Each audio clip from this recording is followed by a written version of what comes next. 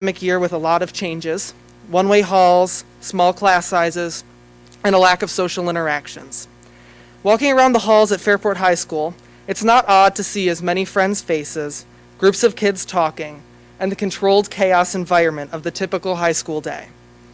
There are several positives, though. Our teachers have done a fantastic job acclimating students to the new COVID policies. Students have been able to connect to teachers easier in smaller class sizes, and we still have our athletics to look forward to on the 28th. Best of all, students are generally excited to be in school after 6 months of limited peer-to-peer interaction. I anticipate this school year will be distinctly different from a student, teacher, and community perspective, but that does not mean unpleasant. As students, particularly me being a senior, we still have a lot to look forward to in terms of lifelong milestones over these next 40 weeks. Whether we stay in this hybrid and virtual capacity or an unforeseen event warrants a fully virtual closure, we are all still in this together as Fairport Raiders. I would like to offer my appreciation to Ms. Miles and Ms. Short for their work on adapting our district safety plan to include this year's unique needs. I would like to sincerely thank Ms. Leanna Watt and Mr. Bob Clark for offering me this position. Lastly, I would like to congratulate our August graduates. Congratulations and good luck in the future wherever it may take you. I'm very much looking forward to working with you all to craft meaningful student-centered policy throughout the year. It has been an honor to be able to present the student perspective before you all. Thank you and have a great night. Thank you, Jackson.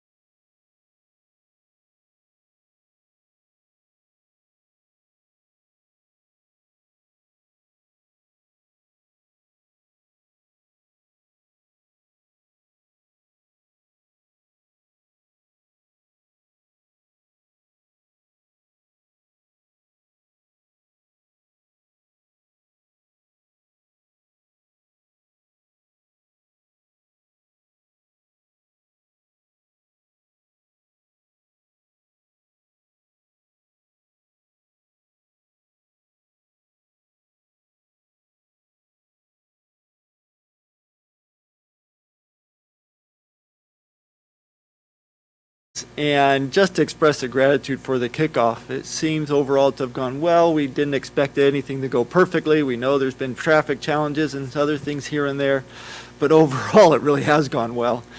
And the amount of effort that has gone into it, Brett, under your leadership, but all the staff, everybody pitching in, has made it possible to have that kind of start. And we know it's not ideal, but thank you so much for making it what it is. And Jackson, for you, for pointing out that although not ideal either, you said not necessarily unpleasant. I thought those were a good, nice choice of words that you selected, and hope that that's been the case, that it's not necessarily unpleasant. So thank you to everybody. That's all I had. If there's any others who'd like to say anything, I can yield some time under the President's report for that. No, we're good. Then we will go right to the Superintendent's report. Mr. Provenzano. What Jackson said. Yeah, I think I'll be saying that multiple times throughout this year. And if you know Jackson, his voice is strong, and it's exactly, aligns with what we're trying to accomplish as a school district. And I know the board will enjoy hearing his perspective, and they will be taking you up on that to inform their work as a board. So thank you, Jackson. I really thought you were very poetic. Really, ironically, Mr. Forsgren, this was something that was at the forefront of my mind, is this idea of gratitude. And I can't help, it's just the way I'm wired. There's all sorts of stimulus around us, and I've been mentioning it. I mentioned it on opening day, and I'll continue to mention it. We're beckoning upon, 200,000 deaths in this global pandemic that has hit us in many different ways. We have inclement weather, disastrous weather with Hurricane Sally just about to approach the Gulf Coast. We have 3.2 million acres in California, Oregon, out west, that's impacting life there. And of course, the economic circumstances that are on the horizon that we're all managing and have hit us in multiple different ways. So I'm on the way to the board meeting, and I was talking to board member Cardona, and I was talking about this with my son Jake.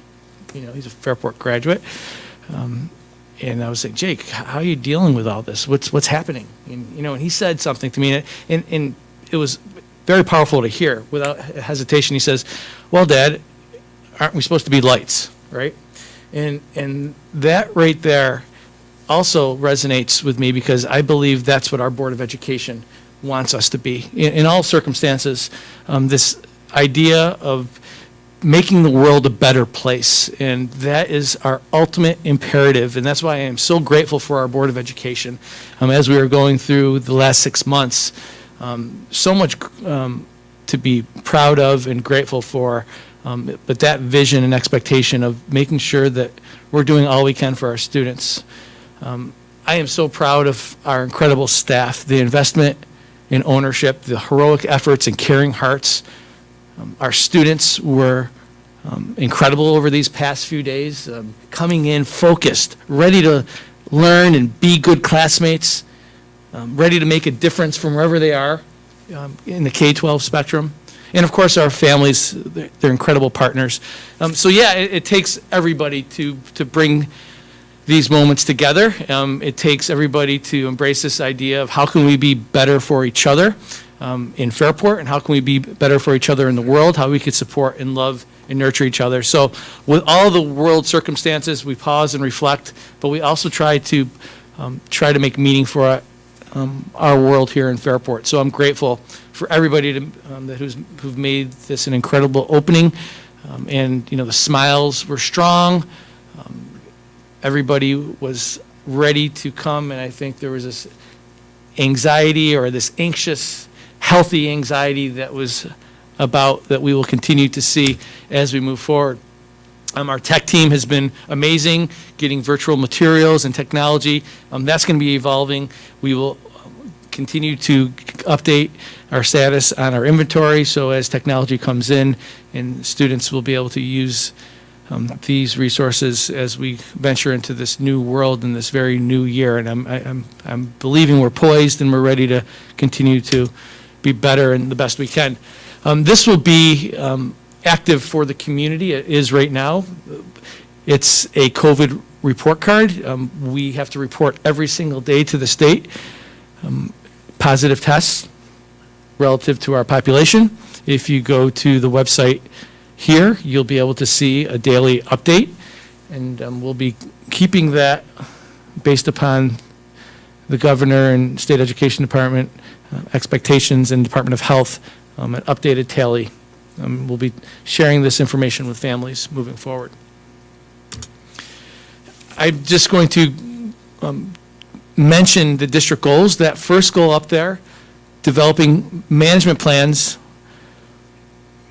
relative to educational programming, fiscal sustainability, and facilities planning. I feel like we're making progress, and we will continue to build upon these management plans and report on our progress in a very succinct form as we enter our third year in interacting with these strategic initiatives.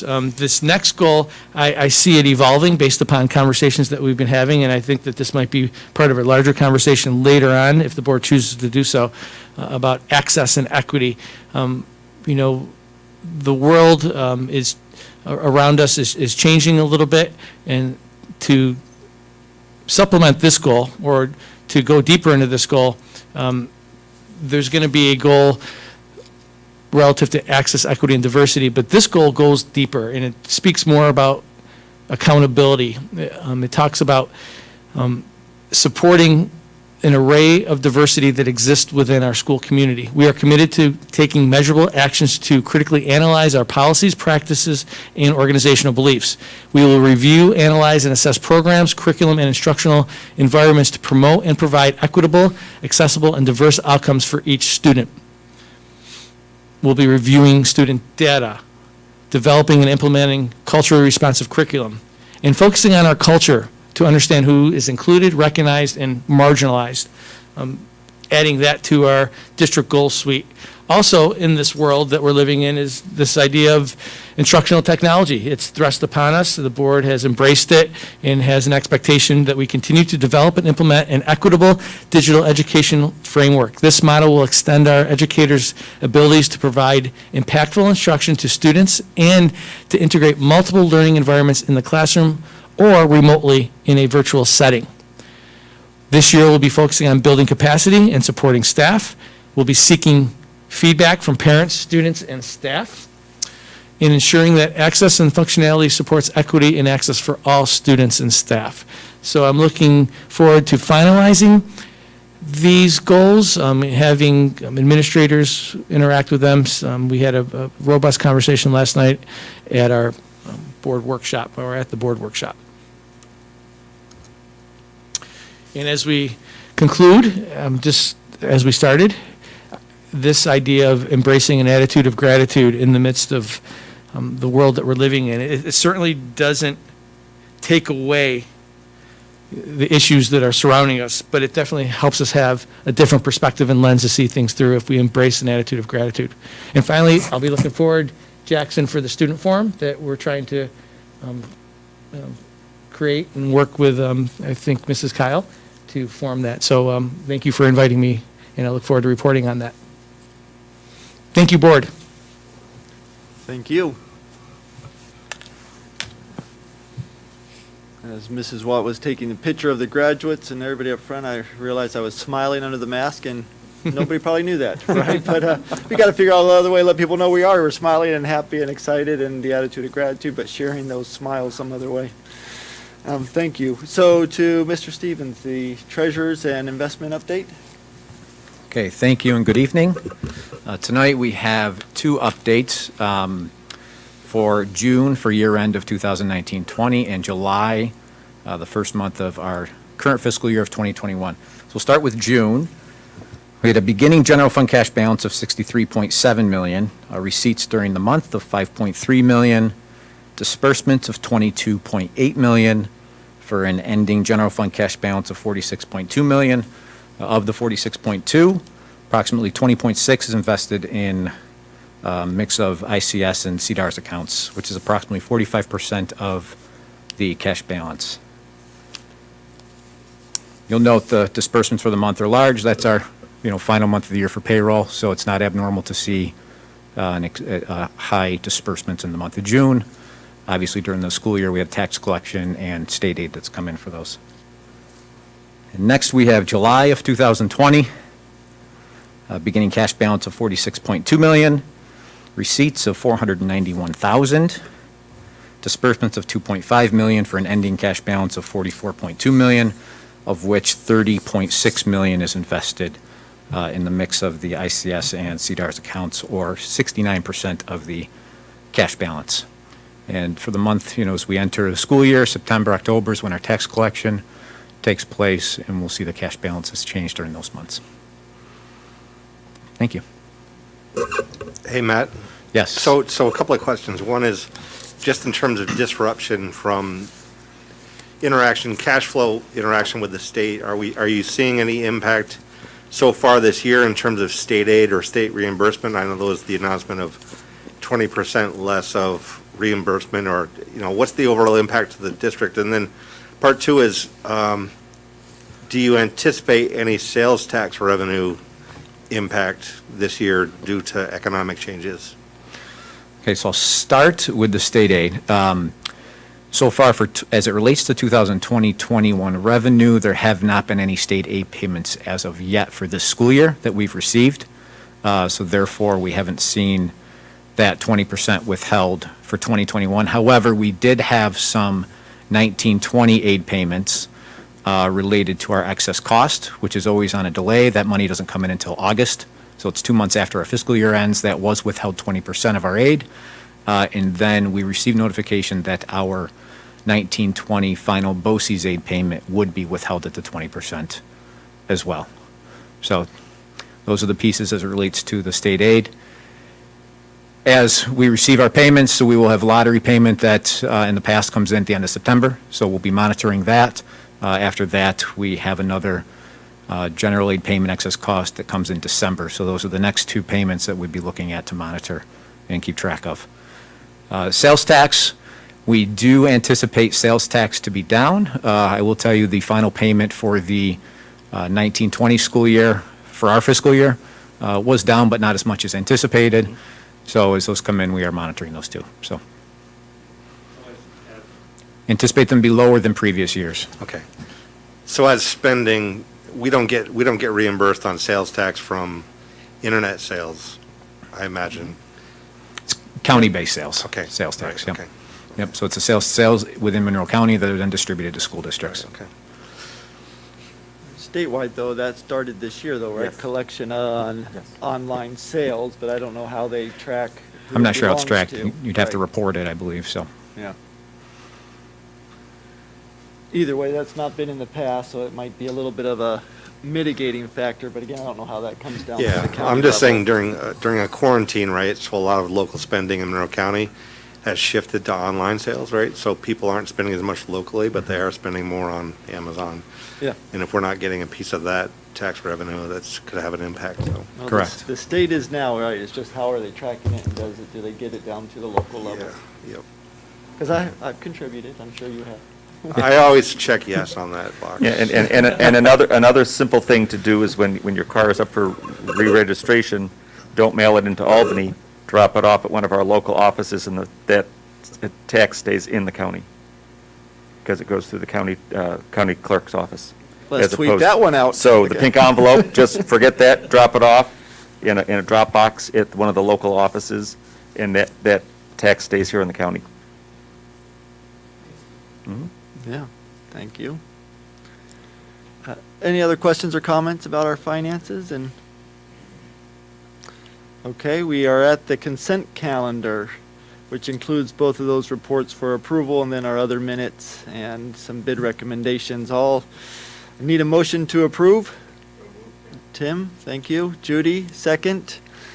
No discussion for this, so all in favor? Any opposed? No, 7-0. Takes us into our personnel action, starting with instructional, and we have the list there. Motion to approve the instructional items. Marty, second Tim. Do we have questions or anything, especially while we have our Assistant Superintendent for HR here, Doug Loff? No?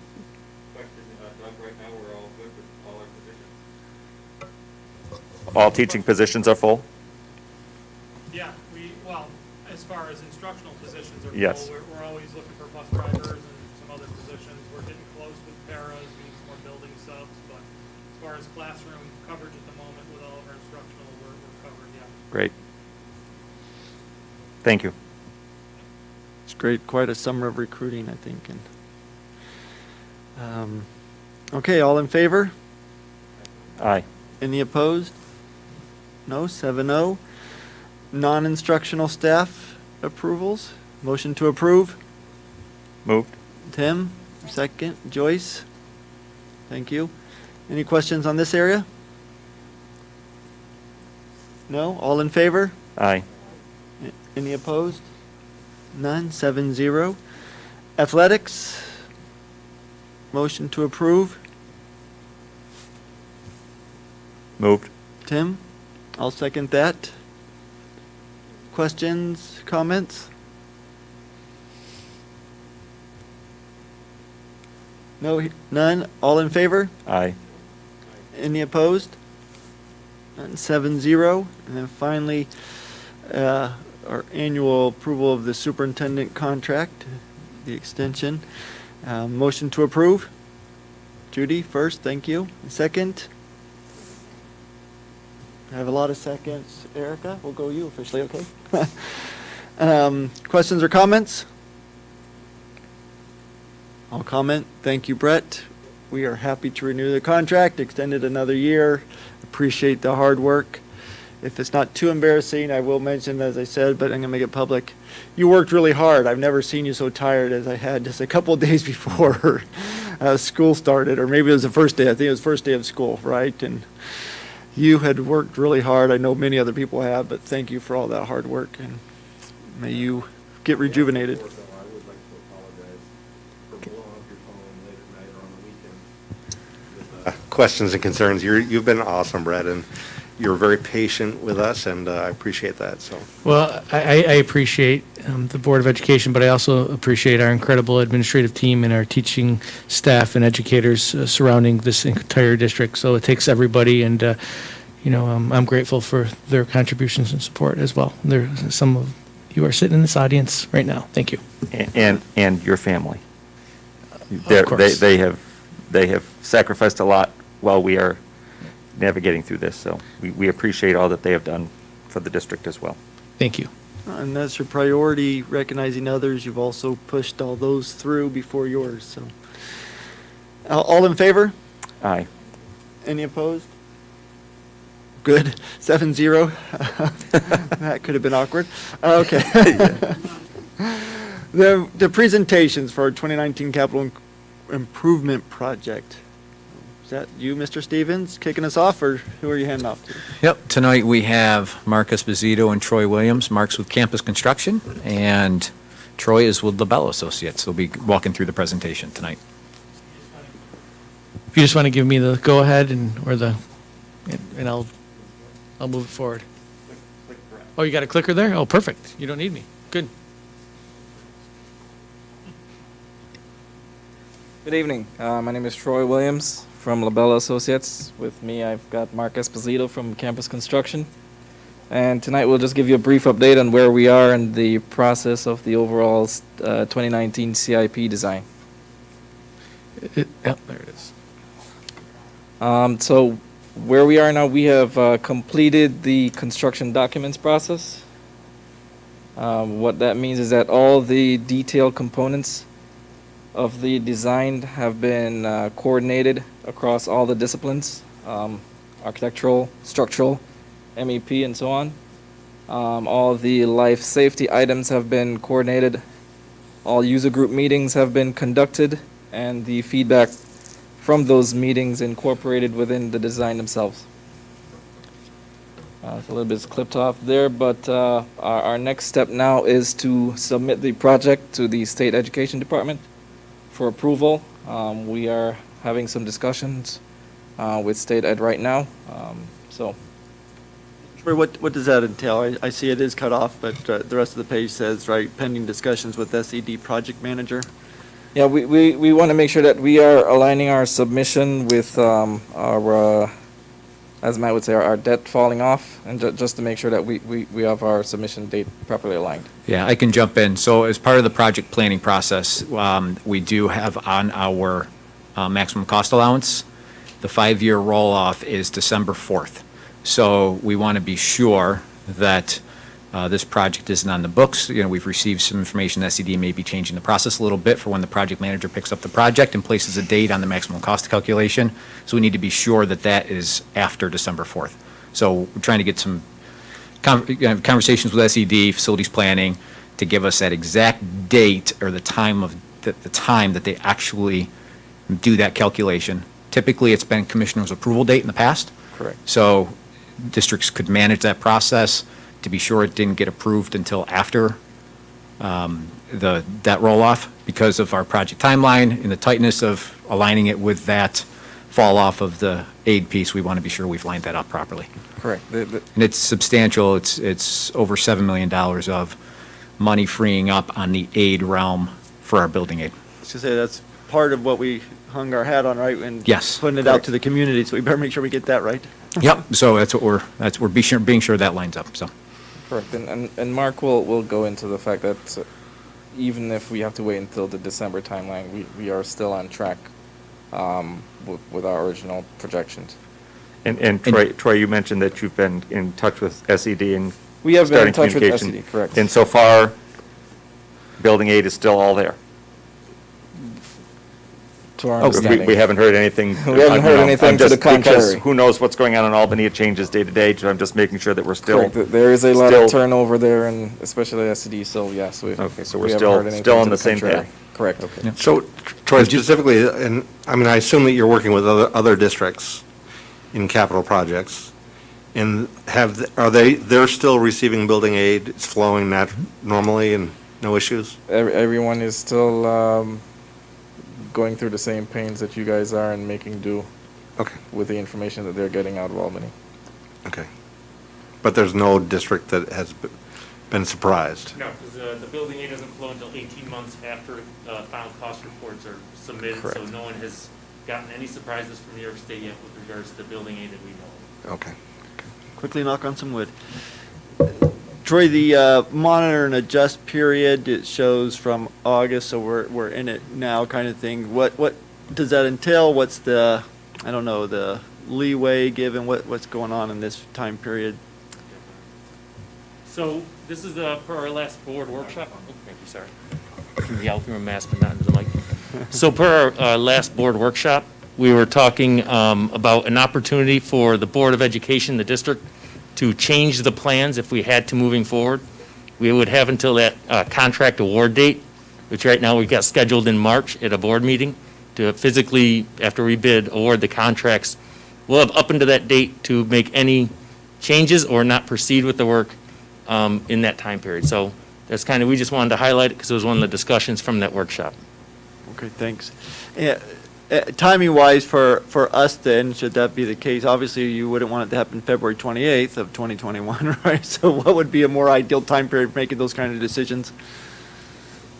So I think through this process, we will continue to meet with facilities planning. We'll continue to report to the board as necessary during workshops as requested, with any updates or changes in codes or expectations of the new environment that we're in.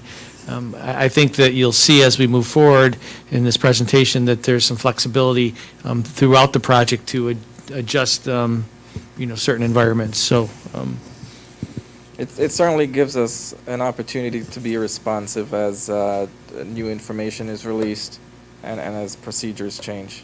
It's beneficial to us all. Sure. Is there an uptick in that? I can't imagine there's not necessarily, but code changes or? There have been guidances released by the state ed that kind of affirm some of the back and forth they've been going through in terms of, partitions or materials that are approved. HVAC maybe? HVAC, ventilation requirements, and so on. And most of this stuff, or all of that stuff, was already included in what we were putting forward because all that typically follows along with the building code. So all of that is already incorporated within our project itself. So we will look at some of the key items as we go along here.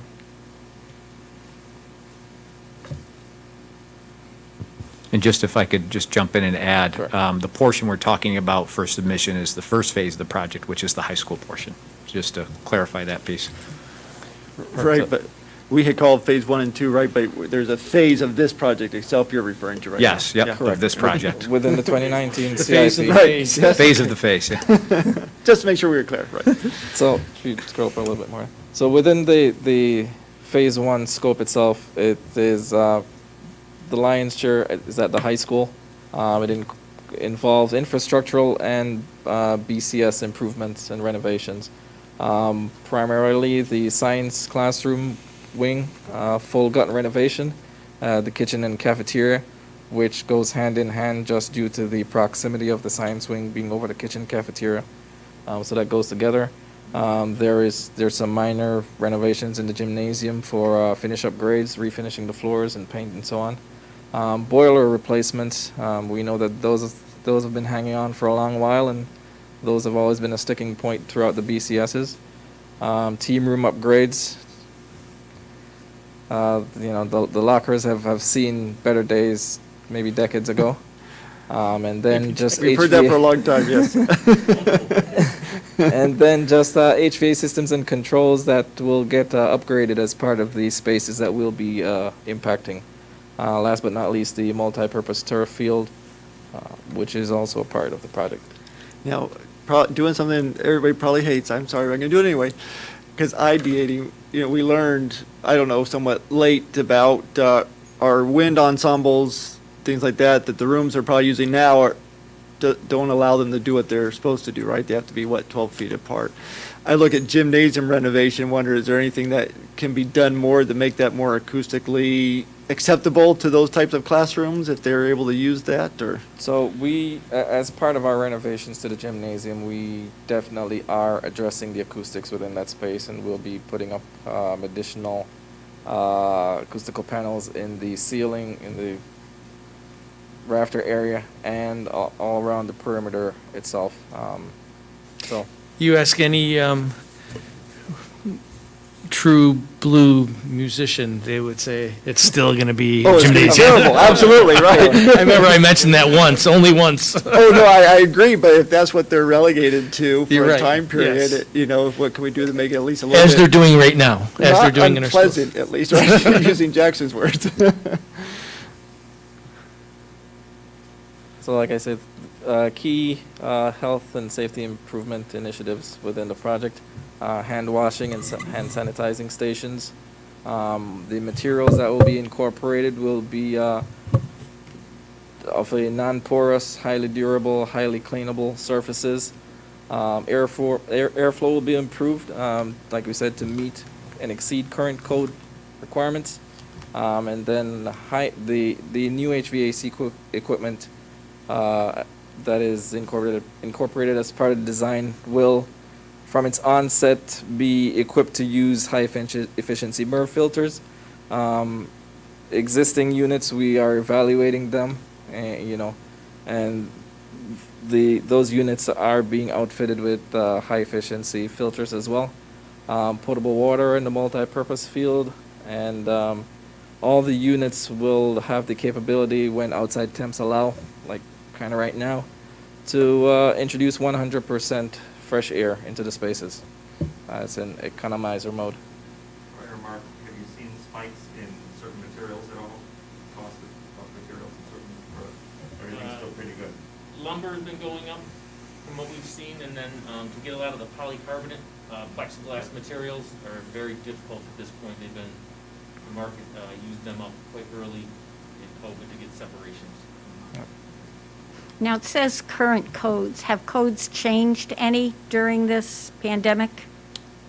No, we building codes have pretty much come out on a steady timeline. So this project's going out using the 2020 International Building Code, which New York State has adopted. So that's what our current project is designed towards. If they change codes because of this, will you have to change, or do you use the codes at the time of the plan? Typically, it depends on when the codes change. If it is prior to our approval, or they would give us comments back from SED. After that point in time, we could evaluate to see if it is something that we deem as necessary or helpful in our case. But typically, the codes don't change that often. Well, we don't have a pandemic Yeah. often, so I It's just true, thought it's that true. might impact things. True, but it wouldn't necessarily be a code change, but more of a guidance change. Oh, okay. Hey, Troy, so a couple of questions right here, sorry. It's me. Yeah. What is potable water will be available on the multipurpose field? Potable water, it's water you can drink. So, They don't have to travel so far to get it. what's Correct. So, we'll have water fountains or water, like how will that be accomplished? That's it. Basically, we are taking water that has gone through the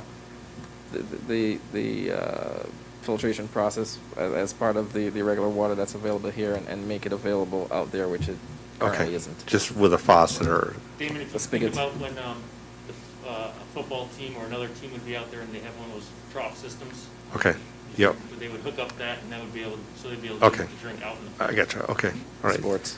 And then in terms All units have the capability when outside temps allow to introduce microphone. Turned off or something. Sorry about that. Introduce 100% fresh air into the spaces, meaning, what does that mean? They pull in air from outside Correct. versus recirculating inside air? They, Correct. okay. So 100% in, 100% out. So these are some of the things, and if I had Mr. Smith come forward, I won't ask him to do that, but only if he wants to. But these are some of the things that we've been Doing already. talking about COVID and guidance and best practices for air purification. We're already in a good place. This is going to continue to enhance that, correct? I've been listening. In many respects, we were ahead of the game and prepared to tackle these kind of things, which is good. Can I ask a question about the kitchens? Are we going back to dishwashers to get away from some of the paper product use? Is that part of the design? We are reusing, there is a dishwasher in the current kitchen that is fairly new, which we are reusing and building a space for it. It will allow for a tray pass-through in order to, go directly into that. Troy, can you speak into the Sorry. microphone? So we are reusing the existing dishwasher. There will be a tray pass-through space from the cafeteria into that dishwasher space, so it's just a matter of. It gives us the instituting flexibility. policy. Yeah, because right now, that's not the standard. However, I really appreciate you did maximize that resource, so. Because once we get out of this, we're going to be looking to go back to those conversations, of course.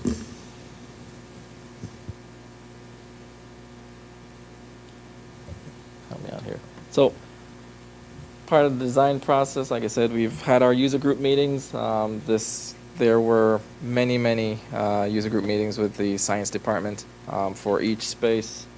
We outlined all the casework that needs to go in there down to the configuration of what percentage of drawers versus what percentage of doors versus what size drawers. Where all the gas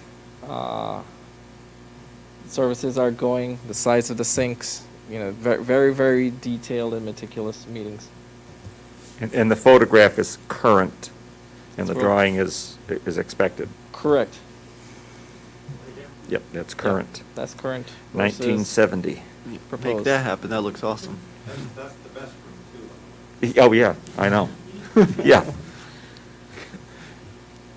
So, that just gives a brief, small snippet of the eastern wing of the science wing, and then a typical chemistry classroom there, kind of blown up and highlighted, and you can see how And- we've maximized the floor plan, used up all the space vertically as well. And each one of these rooms is slightly different based on the discipline. Correct. There are some rooms that are specifically geared toward physics education, some toward chemistry, some toward biology. Correct. And different sizes and different configurations, which I was pleased to see in the plans, when I looked through the plans. And a lot of this is following the state regulations for billing aid units that are given to a specific type of science classroom. So we worked hand in hand with all the teachers to make sure that as much overlap or multi-purpose use of the space as possible could be achieved, but at the same time that the specific user group was, their needs were addressed. So Troy and Mark, the plan is about 4 classrooms at a time? That is what we're looking at right now, with the majority of it trying to be demolished during the summertime, and then putting them back as school year starts, as we have them for swing space. Okay. We're still looking at identifying that swing space next year with the administration. Okay. Thank you.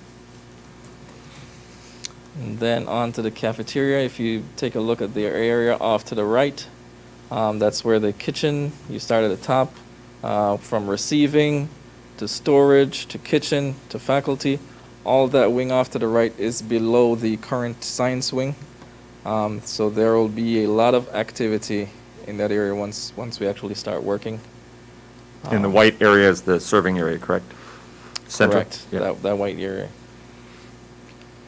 So it'd be one serving area, somewhat more of a collegiate setup or a higher ed setup,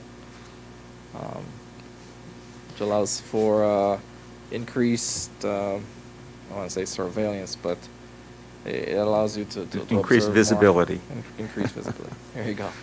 And I know in our facilities planning committee, Damon, you were there, and there was some discussion about some portable partitions to somehow section off, and I know that that was discussed back and forth. Correct. And I don't know if we really came up with a true definite answer, but I think, We've come up with some very strong conceptual means of getting this done that we will review with the facilities team at the Great. next meeting. And it just goes into the existing setup and the new proposed setup that allows for flexibility in seating and layout and social distancing as the district sees a need for. So we talked about the cleanable surfaces and the various safety improvements. We are having hand wash stations, 2 hand wash stations being introduced into the cafeteria area. now, I noticed entrance. for ease of expense, if you will, to lessen expense, a lot of the current configurations are just a painted masonry block, which are not easy to clean. Are we going to be going more toward a glazed interior spaces, so walls are easier to clean? Like these Correct. walls in this particular room are not easy to clean because Correct. they're so porous. So what if you take a look at the new bathroom areas Yep. and the new corridor wing Yep. that's closer to the main office, the large format that- tiles, that's right, that's okay, great. kind of the unified design vision that we'll be employing here. Good. I think back to when the school was built, everything was carpeted. Hallways, classrooms, carpet. It was crazy. Remember that, Mark? So onto You're the young. multi-purpose turf field. We've had meetings with the neighbors around that have expressed concerns. We've since taken those comments back, and as part of our design, we have incorporated remediation measures for surface drainage. Our current plan is to enhance some of the existing drainage that is there to the north of the property. And as part of the design for the turf field, there will also be a drainage field below the mat itself. All of this reduces runoff, reduces the potential for flooding along the perimeter, while at the same time mitigating any disturbance of perimeter vegetation. And the majority of the runoff will go to a retention pond? The majority of the runoff will go to the retention ponds, correct?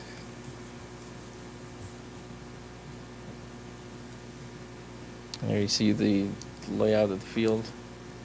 As was discussed, there are a few tweaks that have happened since this image, but the overall concept remains the same.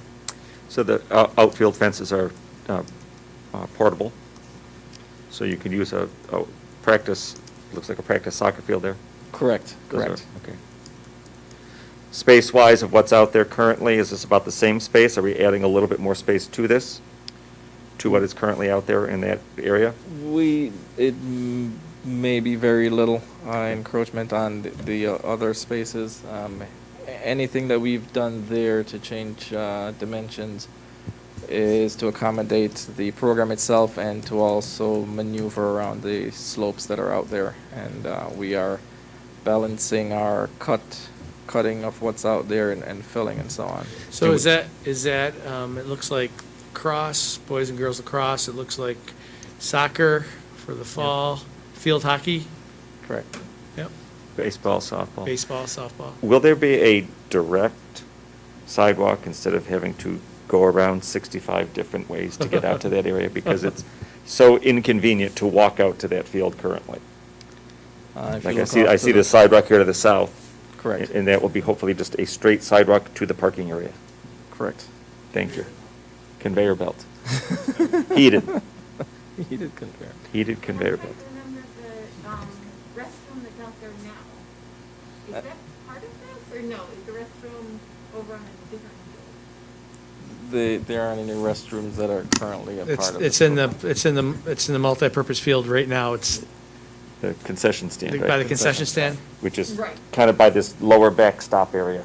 And so are we revamping that or not? So I think there needs to be a conversation of how do you integrate that? And I think that needs to be, that's been a common piece of feedback, but I think as we design and move through the processes, that would be something that I'd be advocating for as someone who frequents that area. And that current retention pond is strictly, it is a closed pond. It does not have a spillway, correct? To my knowledge, it does not. Okay, and that's where you will be draining to. We have underground drainage under the field itself. So what that does is that Would that that just be captures the water going for a into the while, ground? and then allows it to Just seep percolate. into the ground? Correct. Okay, so it's its own retention system? Correct. Okay, It basically has to be treated like an impervious surface. okay. Per state guidelines. And this will only be handicapped accessible the way that it is Correct. Judy, I didn't hear what you said. handicapped accessible? All the way down to the bleachers that are put in there will be designed to have companion spaces and accessible spaces. There's the fun part. Thanks. All right, so I know Troy talked about the Phase 1 project scope of work and schedule. As we show here, we have that award of contracts in March that we talked about. So that would be that board meeting right now is what we're targeting. So we have some options before then. If something does have to change across the state, across any levels within the community, we'd have to that point before we actually awarded and signed contracts. But really wanted to look at Phase 2 portion of this because that has started up this month. Troy's working and gathering user groups to start looking at the elementary buildings, the middle school work, and work over at Minerva DeLand. So that design process now will start up, and we go through that also. That work is scheduled to be submitted to SED in 21, end of February. Looking for approval of that in the summertime. We would bid that work approximately a year from now.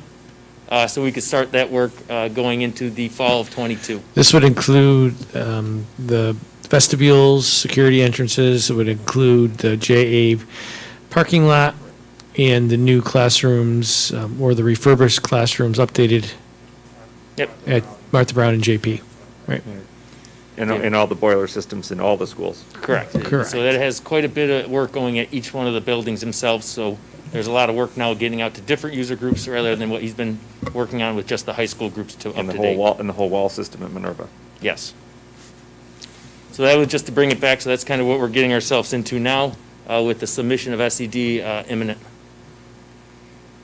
So looking at the overall budget going through, so we've done 2 estimates to date on the first phases of this project, and we are currently on budget. Actually, we're about $100,000 under budget. Make it 2, please. We're trying our best across the board. But we have, as a team, gone through this and identified some different things, and we'll be doing our estimate now with the newest set of documents that are getting submitted to SED also. So we continue to try to get real live market numbers to these documents before we go to bid to make sure we're as accurate as possible when we go to open these things up. But we're in a great place budget-wise right now where we stand in the project. And we are also due for an update on the BCS, correct? The BCS is ongoing.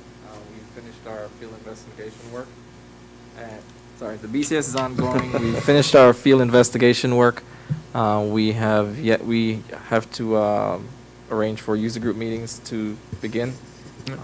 And this BCS is important for the future conversations. Correct. If the board chooses to engage in those. And then, so just to give a look at the actual preliminary construction timeline of different spaces, because I know there's some questions out there with what's going on. With the project, after bidding it, we would start all of this work after the school year would begin in June of '21. So we're not going to have any interruptions to the school year this academic year. We would start with outside work at both replacing the synthetic field at the stadium, which we should be able to get accomplished within the 6-week time period of the summer. So the September of 21-22 school year, the existing stadium would have new replacement synthetic turf. And then we would also begin building the multi-purpose field that Troy just showed here in June of 21. Due to weather constraints typically and getting all of that earth moved, that field would not be online until August of 22. So that 22-23 school year would be the first time that would be in play. The science classrooms would start right off the bat with demolition in some of these. As we take chunks of those off, each September there would be a new group of science rooms that would be coming on, with maybe 1 or 2 happening during each school year. But that science classroom renovations would be ongoing all the way through September of 23 for that 23-24 school year. We have the cafeteria work would begin also starting in 2021, where we would be moving a temporary cafeteria over to the gymnasium. We have a temp picture that we've done at another school district for the school year of 21-22, and renovating the cafeteria and kitchen area during that. So in September of 22, the new cafeteria facility would be available for the district to use. And then we have the team room upgrades that would happen as we could work through the seasons after those rooms are being used in the 22 school year. And then also the gym renovations after being used in 22-23, we'd be looking to take those off as we get into the spring sports and going out and starting to renovate those. So the gym would be renovated going into September of 23. And then we have the completion of the project with the corridor starting in April of 23 and wrapping up in that fall.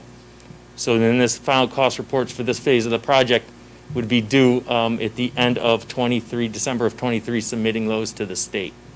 So there are a lot of big chunks of work that we're looking to turn over in different timeframes. And then also over on the Phase 2 side, this is very preliminary at this point and still working with principals and administration at each building about when we're working inside those and turning over the full building's worth of scope. So there's a lot of work in these construction schedules that we have to work out preliminary with the science classrooms because it's such a massive amount of area and coordination that needs to be done. We're really looking at how we're phasing that out and identifying some swing space to maximize that usage. Mark, with the shutdown that occurred in our schools in mid-March to the end of the school year, were there any schools that were under construction that utilized that extra time? And were they able to get in and saying, okay, schools are closed, we know they're going to be closed, we can get a jump on some of the things so they could get some more work done? So schoolwork was exempt from any executive order. So we were able to continue construction. But what I'm saying is, you know, I'm sitting here thinking, in the awful event that we might have to shut down again, could we jump ahead on this? As long as we would have SED approval, we would have to bid it and award contracts in that time period.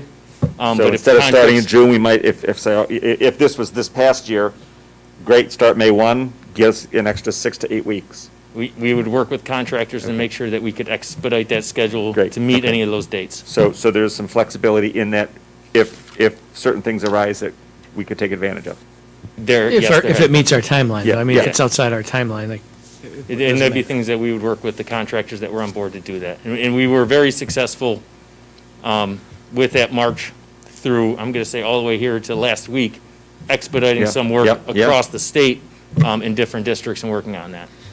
And we're pretty sure we have no hidden skeletons in some of these ceilings and floors and, or? No, we're pretty sure we're going to find them. Oh, you're gonna find them, okay. Good, okay. Just as long as we, and I know we've built that into any budget. When we get through that cafeteria and those science room guts, we're going to I'm sure you might even find. You might find some real skeletons up there. Yeah, that's what I mean, Right? yeah. Now, they found some surprises doing the previous work here in the high school, with burst water lines and electrical problems and everything Oh, yeah. else. So, but what I see at the big level, at a very high level, right, we're looking at a 28-month duration from starting to ending. Everything, 28 months. Yep. Most of the disruptive work goes through 2 full years of instruction. There'll be construction happening here, with some of it bleeding into the fall of the third year. But Yeah, we have 3 full summers to really Yep. do some good hard construction in that summer times and get it prepped so when the school year comes, Yep. we can continue working in different areas. And that's what we do by our phasing plans. Yep. And why creating that swing space helps. Got it. And I know at our last committee meeting, you had mentioned that you were looking at how to stage some of this so that workers are separated from the students and maybe staging off to the west. And I remember at the last project, we were parked all along, we had all the trailers along the east boundary. And, again, understanding the COVID specifications too. Yep. Okay. So that's one thing we're taking this fall to really absorb any changes that need to be made for construction due to these restrictions if they go into next school year also. So there's a lot of things that are being taken into account right now. Thank you. Just a little question. Is your microphone on, Judy? Sorry. Is the, part of the multi-use field, is the track? Is the new track part of that, or No. no? The new track was not part of this project. It was talked about to happen in future referendums if we were to proceed in that way. But don't you have to pull up the current track for No, the? that track should be back elevated to up that? and the field actually comes back down. See where it is in the picture there, Judy? This is your existing track and that would actually be a field elevation, a grade elevation. Yeah. Oh, okay. Oh, I had it going the other way. Okay. And there are no lights on these fields. No lights.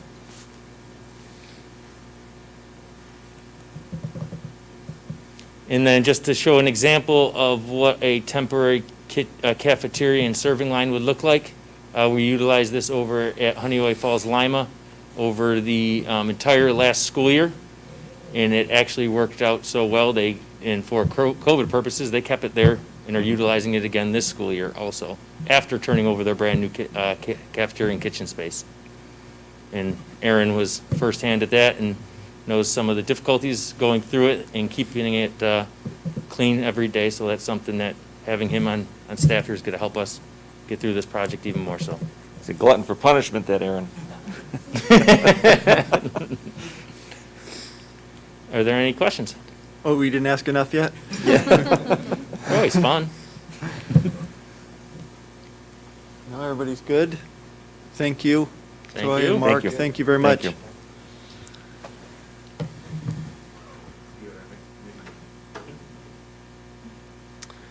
So we got a flurry of facility planning meeting invites today. We're booked up for the rest of the year. Okay, moving on to area 6 of the agenda, our have a resolution settlement agreement. And need a motion to approve. Tim, second. Erica, thank you. Any questions about this settlement agreement? No, all in favor? Any opposed? None, 7-0. Appointment of a central treasurer, extra classroom funds, part of our shifting things around. I need a motion to approve. Marty, thank you. Second? I'll second that. And any questions or comments? No, all in favor? Aye. Any opposed? No, 7-0. Athletic Training Services Agreement. Motion to approve. Moved. Tim, thank you. Second? Erica, second. Questions, comments? Okay, we're able to move forward finally, right, with sports, we think, or at least partial, so. Very good. All in favor? Aye. Any opposed? 7-0. District Officer Claims Auditor, appointment of our new one. Motion to approve. Marty, thank you. Second. Judy, questions or comments? This comment, thank you for moving on this so quickly. It had been an area several years back, right, of issues with our auditing, not having this person in place, so it's great to not have too much of a lapse. All in favor? Aye. Any opposed? No, 7-0. Workday and reporting. Motion to approve. Marty, thank you. Second. Joyce? Comments or questions? All in favor? Aye. Any opposed? No? 7-0. And then a revised 2020-2021 tax warrant. Motion to approve. So moved. Tim, second. Marty, second. Thank you. Questions, or do you want to explain why it's revised? Mr. Yep. Stevens? Just after just before the tax rate was officially established with the county and running the reports, the town assessor's office actually had brought a property that had an expired pilot agreement, so payment in lieu of tax, onto the assessed roll. That was not in the previous report for the full valuation provided to the district. So this was added, which was about a $2 million added to the tax base as a whole. At the end of the day, what it did is overall decreases the rate because the tax base is actually larger by the $2 million. So I feel like it's important to at least get this officially recognized that the assessor's office did revise the tax roll just before the county ran bills. Questions or comments? All in favor? Aye. Any opposed? 7-0. So that takes us to comments by board members. Anybody like to add anything? I have one question of the superintendent, thinking about not working, and this is the time of year when open houses would be started. Are they going to be having open houses, and if so, what will that look like? Thank you for the question. It's been a topic of conversation. There will not be open houses as we know them, but they will be doing some virtual open house, introducing themselves, their program, their team, however it is that they represent themselves. So they're busy, planning and organizing on top of all the other good stuff that they're doing. They're committed to sharing a little bit about what they're about and what their children are going to experience this year. So that will be happening virtually. Great, thank you. Yeah, I know our family received notice about open house, right? Not the same, Eric, I imagine you have already as well, so. I think ours are all set off. Right. But different, and I don't know, I hope a little less stressful. I don't know if they're stressful anyway, but it doesn't require a whole night. They can do some beforehand, and we'll watch, and some of it, they allow us to watch at our leisure. One thing I did notice yesterday and today as I was doing work around the house, and during the middle of the day, school's back in session, you can feel it in the neighborhood. You can feel the energy of the kids going to school, and during the day, I'm not seeing the kids. So even though they might not be physically in school, I know that they're at home working on their schoolwork because they're not out in the neighborhoods running and playing and doing all that they were doing all summer. So it's a different feel. It's a different feel, but Yeah. it's also a normal feel for this time of year It is. to experience that. It's amazed how focused our students came into school and, demonstrated, just the willingness and the earnest just to be a part of the community. Even our virtual learners have been great and engaged as well, so that seems to be taken off. Yeah, it was. I think people are ready to get down to business, as Yep, you just said, yep. so. It was nice to see, and the traffic in the morning is getting crazy again. And not, just all over. People going to work now, and Just on that traffic note, I know this is not my time, but I know that it was brought up earlier that each day, there's been market improvement at each of our buildings at the elementary level. That's where most of our backup has been. It started out as a 45-minute dismissal. Now we're down to 28 this afternoon at Northside.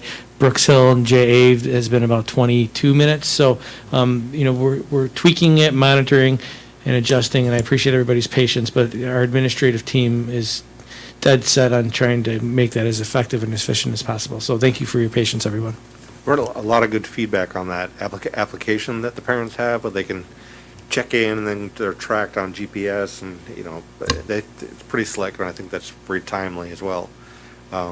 My question is around distribution of laptops to students and staff. I know that there was a backlog on inventory of getting some of those. I know we've done our best, but how are we doing? Are there students or staff that are without laptops that are still waiting, or are we? Well, we tried to prioritize. There was a survey that went out, I think at the end of August it was, and families are either requesting the need to use one, and And we're working hard to accommodate that request, but also families are fortunate enough to have resources so their students can take devices back and forth. So that's allowing us to prioritize and distribute. We're hopeful that we'll be getting a shipment in by mid-October. That's being optimistic. And Damon, we've had some messages from schools saying that they had some, and to let the district and the school know who might still be in need. So I think that they're still trying to get stuff out to folks that might not have done the survey or what have you, so. It's going to be a stretch in the beginning, and that's been well documented, and I think people are, using the resources that they have, but also we are doing our best to prioritize and put the technology in our students' hands who need them. And we've also distributed MiFis. That's portable Wi-Fi networks, which is, a great effort, and we're really trying to get those out to families who need the Wi-Fi, which we believe is a necessity. Yep. So in terms of, we have 4,500 students or 44, they're all engaged at this point, right? In some, whether cohort or remote, there's no kids that are not back in some fashion, right? That we haven't left anybody behind, everybody's accounted for. And I think that's part of our expectations and priority. And, we were just talking about engagement and how important it is for our teachers to hear from our students and see the engagement in the work and the quality of work. And if we have a system in place that ties engagement and attendance and marries them together based upon the SCT guidance. So if a student says, hey, I'm here and I'm present, but they're not turning in any work or they're not showing up and they're just clicking it on the Google Meet, all systems will be go. We can put our administrators, our teachers, our counselors and psychologists to wrap support around these students. And that was one of the issues last year is it was challenging to keep track of kids, but our system is developed so we can have a pulse on all of our students. It still will be challenging. Tomorrow's going to be an interesting day. It's the first day, all-day virtual Wednesday, where we'll be meeting with our students throughout the day in a virtual setting. And, we're hopeful. I think our teachers have worked hard at talking about how to do it and make it a worthwhile experience. So I'll be looking forward to report and learn and report.